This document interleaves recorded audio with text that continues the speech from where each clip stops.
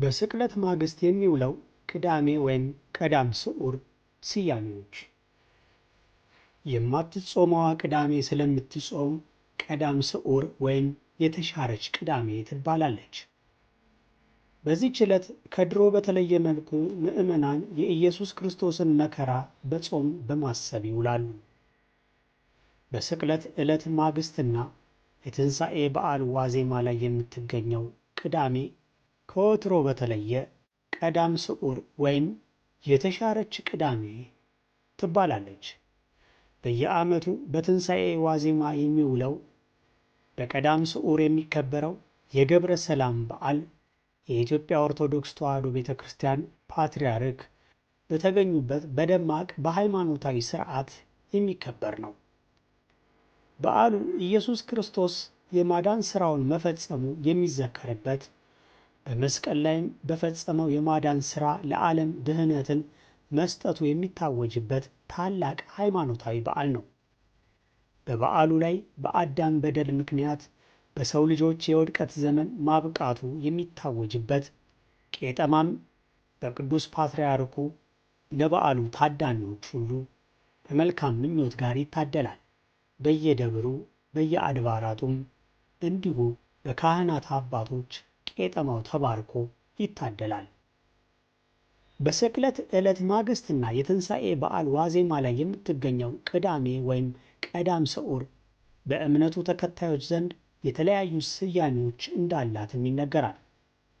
ቀዳም ስዑር ስያሜዎቿ እንደሚከተለው ቀርበዋል።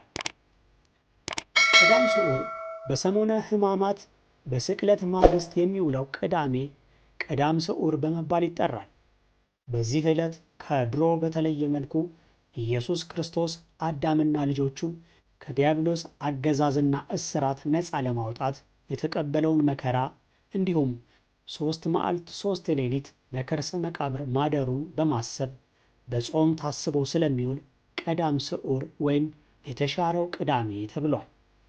የማይጾመው ቅዳሜ ስለሚጾም ስዑር የተሻረ ተባለ። ሌላኛው ስያሜ ለምለም ቅዳሜ የሚል ነው። ካህናቱ ሌሊት ለምዕመናን ለምለም ቄጠማ ስለሚያድሉ ዕለቱ በዚህ ስያሜ ተሰይሟል። ቄጠማውንም ምዕመናን እስከ ትንሣኤ ሌሊት በራሳቸው ላይ ያስሩታል። በቀዳም ስዑር ቀሳውስቱና ዲያቆናቱ ቃጭል ቃለ አዋዲ እየመቱ ገብረ ሰላም በመስቀሉ ትንሣኤሁ አግሃደ የሚለውን ያሬዳዊ ዜማ በመዘመር ቄጠማውን ለምዕመናን ይሰጣሉ። ምዕመናኑም በቤተ ክርስቲያን አገልግሎት የሚውል ገጸ በረከት ያቀርባሉ። ቄጠማውንም በራሳቸው ያስራሉ። ይህም አይሁድ ኢየሱስ ክርስቶስን እያሰቃዩ ሊሰቅሉት ባሉ ጊዜ የእሾህ አክሊል ጭንቅላቱ ላይ ያሰሩበትን ድርጊት የሚያስታውስ ነው። ቅዱስ ቅዳሜ ቅዱስ ቅዳሜ መባሉ እግዚአብሔር በጥንተ ተፈጥሮ ፍጥረታትን አከናውኖ ከፈጠረ በኋላ በዚህ ቀን ከሥራው ሁሉ ያረፈበት ነው። በዘመነ ሐዲስ ደግሞ የማዳን ሥራውን ሁሉ ፈጽሞ በሥጋው በመቃብር ሲያርፍ በነፍሱ ሲኦልን በርብሮ ባዶዋን አስቀርቷታል።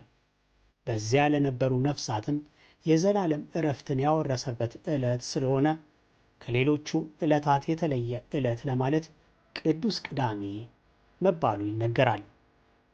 እንኳን ለብርሃነ ትንሣኤው በሰላም አደረሳችሁ። ቻናላችንን ሰብስክራይብ በማድረግ መረጃዎቻችንን ላይክ፣ ሼር እያደረጋችሁ ለሌሎች ታዳርሱ ዘንድ በአክብሮት እንጠይቃለን። መልካም በዓል።